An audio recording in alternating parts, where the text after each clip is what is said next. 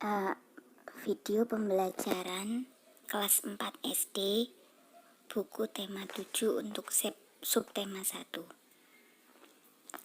Subtema 1, keberagaman suku bangsa dan agama di negeriku. Bangsa Indonesia terdiri atas banyak suku bangsa. Suku bangsa apa sajakah itu? Mari kita membaca. Suku bangsa di Indonesia. Sejak dahulu kala, bangsa Indonesia hidup dalam keberagaman. Kalimat Bhinneka Tunggal Ika pada lambang negara Garuda Pancasila bukan cuma slogan. Penduduk Indonesia terdiri dari beragam suku bangsa, agama, bahasa, adat, dan budaya, tetapi semua dapat hidup rukun berdampingan. Berdasarkan hasil sensus BPS tahun 2010, bangsa Indonesia terdiri atas 1.331 suku.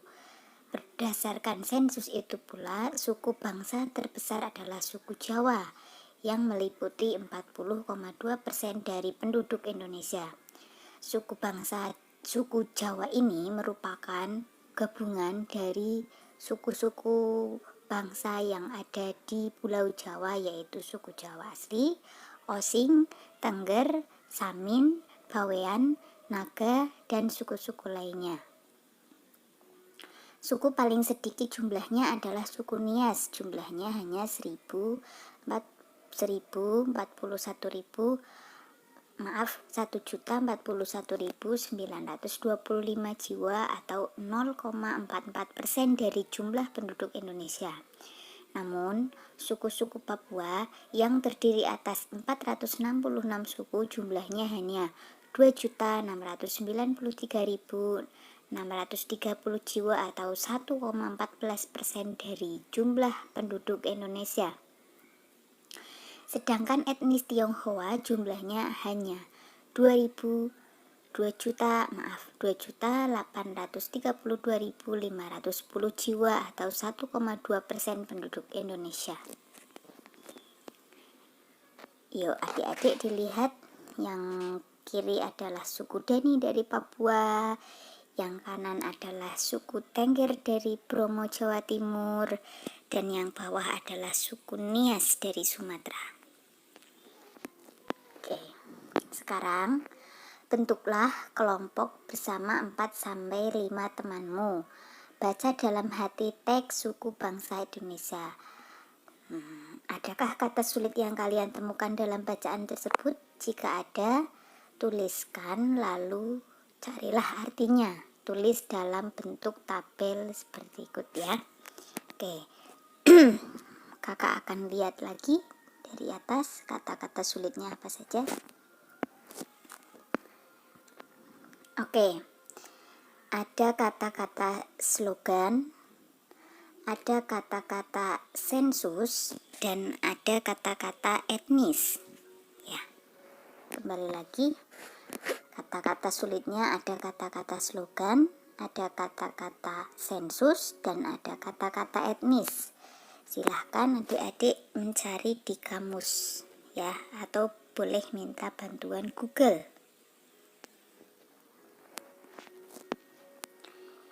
Yang nomor 2, ada berapa paragraf pada teks suku bangsa di Indonesia? Tuliskan pikiran pokok dari setiap paragraf tersebut. Tadi ada berapa paragraf?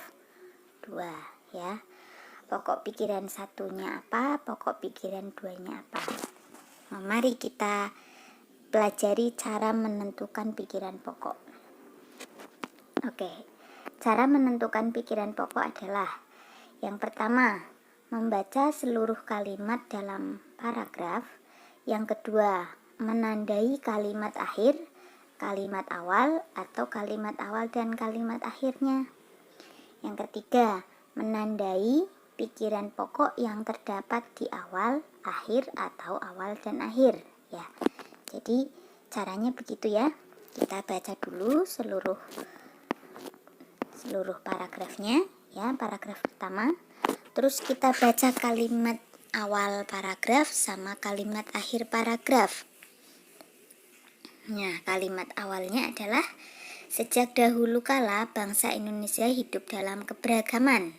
Kalimat akhirnya adalah penduduk Indonesia terdiri atas beragam suku bangsa, agama, bahasa, adat, dan budaya, tetapi semua hidup rukun berdampingan. Oke, jadi kira-kira pokok pikirannya adalah diringkas ya, kalimat awal sama kalimat akhirnya. Kira-kira pokok pikirannya adalah Indonesia hidup dalam keberagaman, tetapi dapat hidup rukun berdampingan. Itu yang paragraf pertama. Sekarang paragraf keduanya coba dicari sendiri dengan membaca kalimat awal, kalimat akhir, terus dirangkum gitu ya.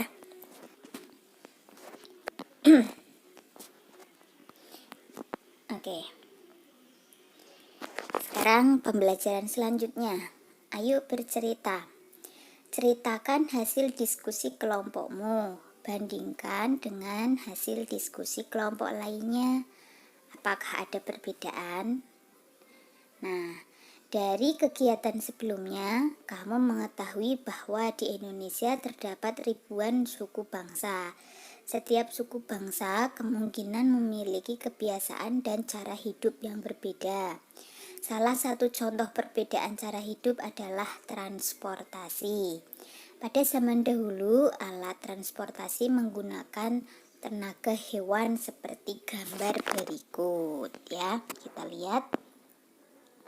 Yang kiri ada bendi, yang kanan ada pedati sapi, dan yang bawah ada pedati kerbau ya. Ternyata namanya macam-macam, kita taunya delman saja ya.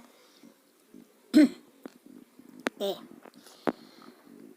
Apakah di daerahmu masih dijumpai alat transportasi pada gambar di atas? Coba ceritakan kepada teman-temanmu. Apakah teman-temanmu juga menjumpai jenis transportasi yang kamu sebutkan? Oke, dilihat lagi. Perhatikan lagi gambar bendi, pedati sapi, dan pedati kerbau. Dapatkah kamu melihat persamaan dari ketiga alat transportasi tradisional tersebut?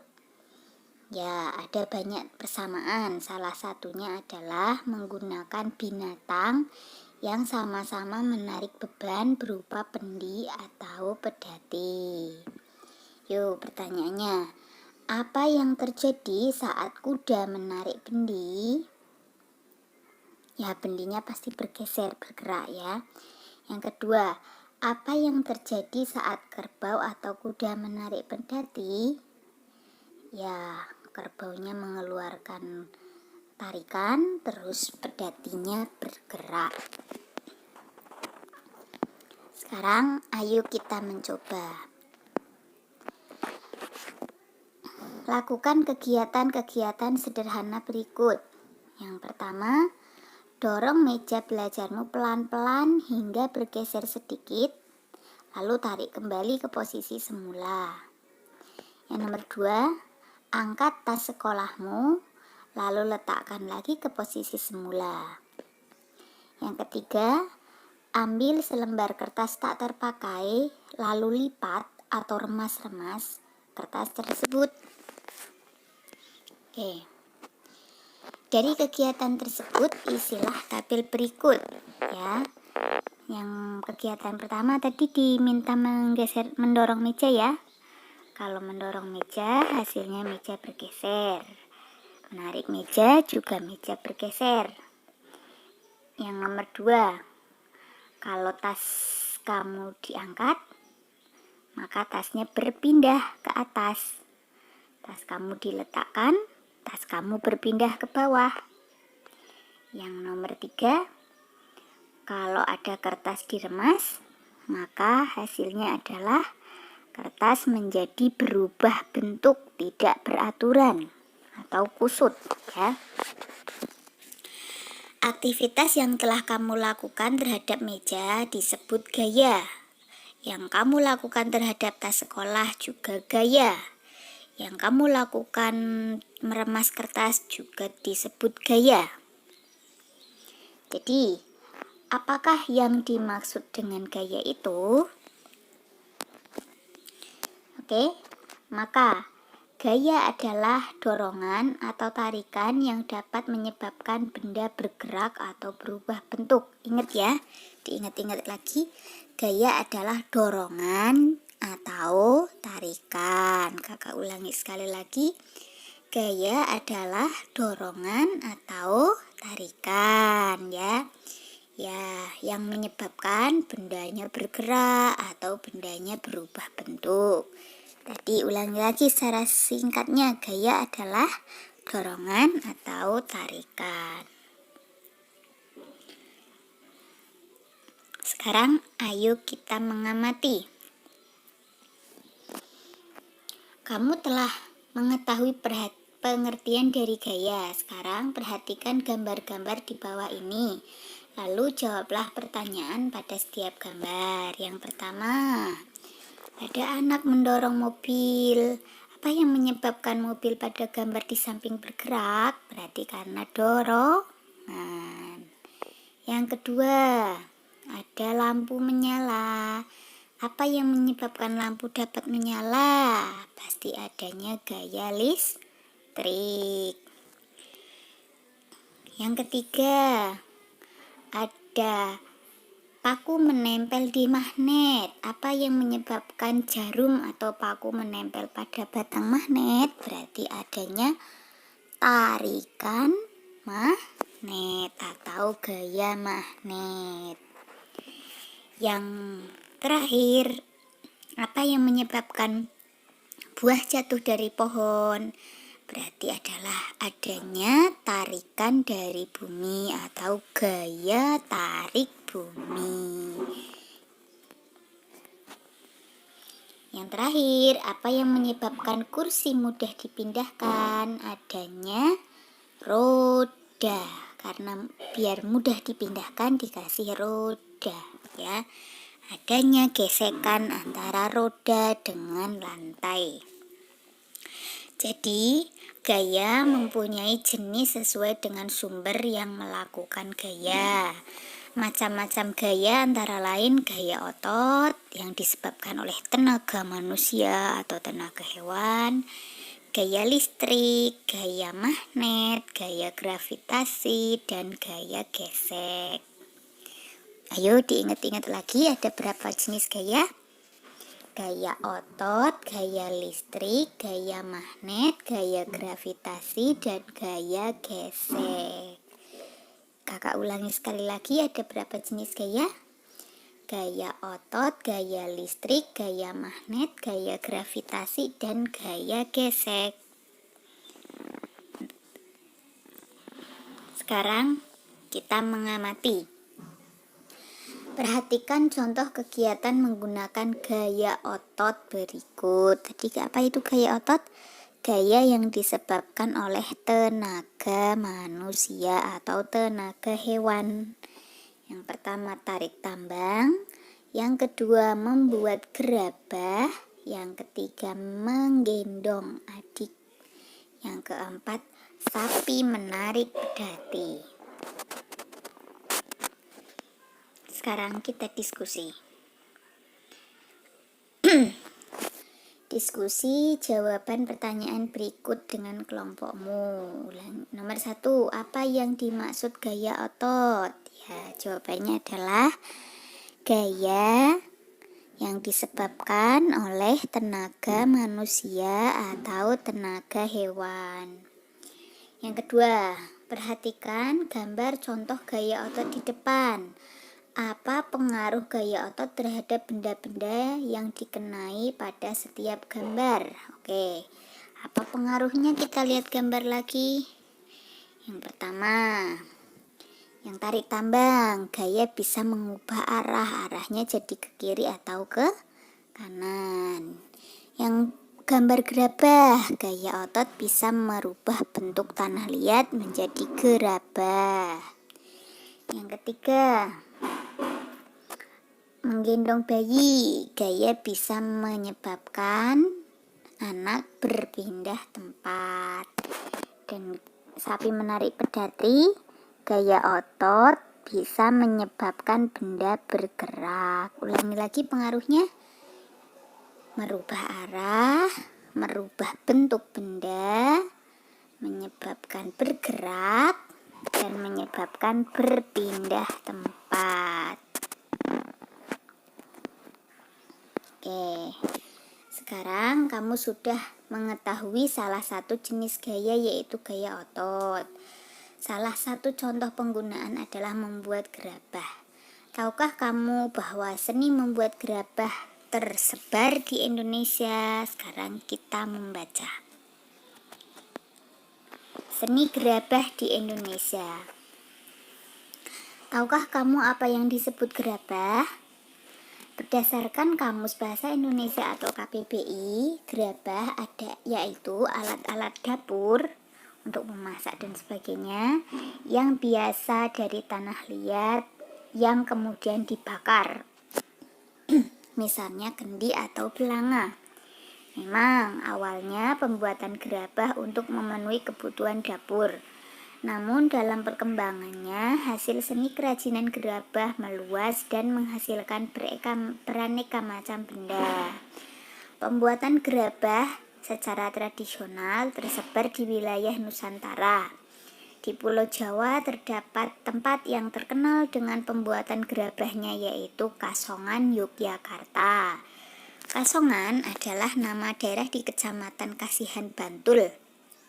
Letaknya 8 km sebelah barat daya Yogyakarta. Gerabah Kasongan awalnya biasa saja. Perajin Kasongan dahulu hanya membuat barang rumah tangga seperti anglo, cobek, atau kendi. Anglo itu kayak panci, cobek itu buat bikin sambal, kendi itu buat tempat minum air. Namun pada tahun 70-an, Bapak Sabto Yudoyo, seorang seniman, mendidik perajin di sana. Mereka diajari cara membuat karya seni dari tanah liat. Sejak saat itu, seni gerabah semakin bermunculan. Para perajin membuat kendi yang lebih unik. Mereka juga membuat vas yang dilengkapi aneka hiasan. Semakin hari, pengetahuan dan keahlian perajin semakin berkembang. Hasilnya seperti yang kita lihat hari ini, yaitu gerabah Kasongan menjadi terkenal dan banyak dicari. Di Kabupaten Lombok atau NTB ada sebuah daerah yang terkenal dengan seni pembuatan gerabahnya, yaitu Banyumulek. Ada satu karya unik dari kerajinan gabah Banyumulek, yaitu kendi maling. Umumnya, kendi atau wadah air mempunyai lubang bagian atasnya untuk mengisi air ya. Namun, kendi dari Banyumulek mempunyai lubang untuk mengisi air dari bagian bawah. Konon, pada zaman dahulu kendi ini dibuat untuk raja sebagai pengaman, supaya maling yang berniat meracuni raja kebingungan mencari lubang di bagian atas kendi.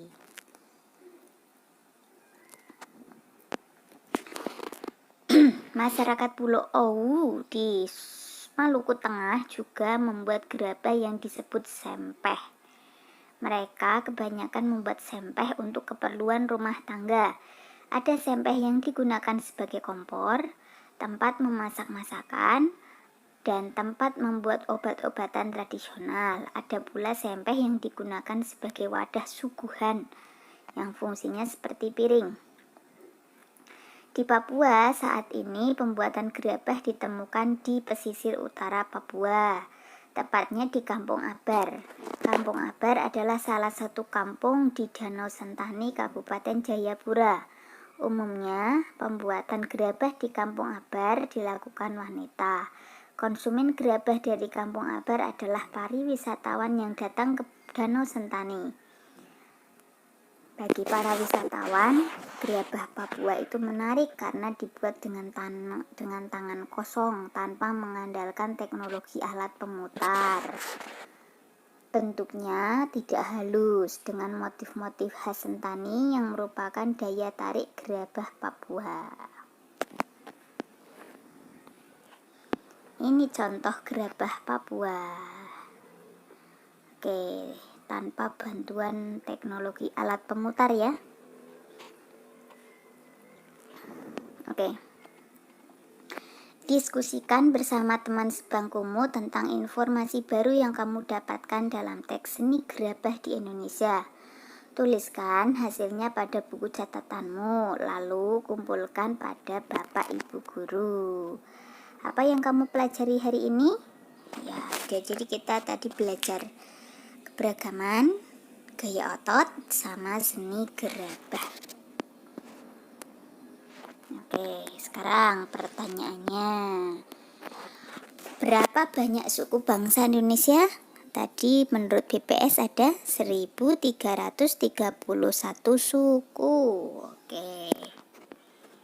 Sekarang bertanyalah kepada ayah dan ibumu asal suku bangsa masing-masing. Ayahku berasal dari suku titik. Ibuku berasal dari suku